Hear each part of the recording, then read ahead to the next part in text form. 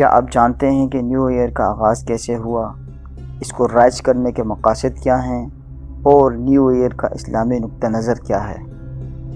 Video میں آگے بڑھنے سے پہلے آپ سے گزارش ہے کہ اگر آپ ہمارے چینل سیکھو جانوں پر نئے ہیں تو چینل کو سبسکرائب کر لیں، ویڈیو کو لائک اور دوستوں میں شیئر کر دیں۔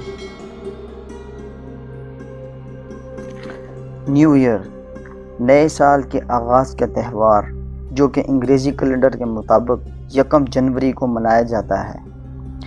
باقی تہواروں کی طرح جو معاشرتی، مذہبی اور ثقافتی طور پر منائے جاتے ہیں، میں نیو ایئر کا یہ تہوار سب سے زیادہ منایا جاتا ہے۔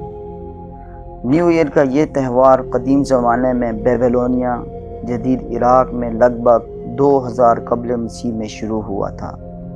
بیبلونیا میں نئے سال کا آغاز مارچ کے وسط یعنی موسم بہار کے شروع ہونے سے ہوتا تھا۔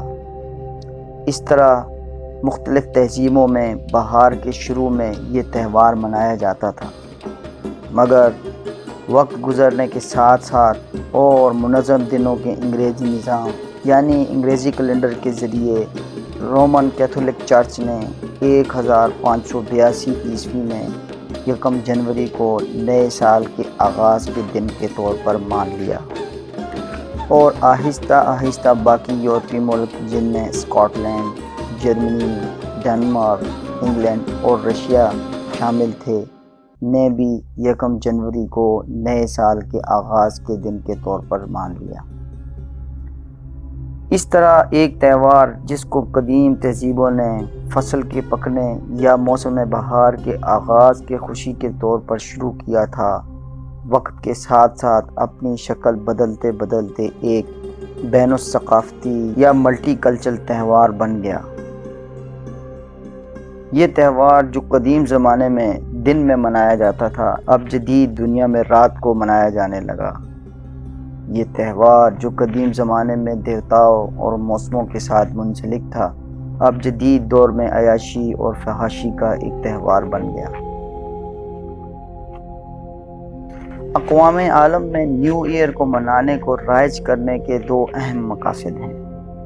نیو ایئر کے ذریعے کاروبار اور اکنامک ایکٹیویٹی میں بہت زیادہ تیزی آ جاتی ہے، تو دوسری طرف لوگوں کو عیاشی اور فحاشی میں مبتلا کر کے اس رات میں بہت زیادہ شراب نوشی اور زنا کیا جاتا ہے۔ سال گزرنے کا اسلامی نقطہ نظر آپ اس شعر سے جان جائیں گے: ایک اور اینٹ گر گئی دیوار حیات سے، نادان کہہ رہے ہیں نیا سال مبارک ہو۔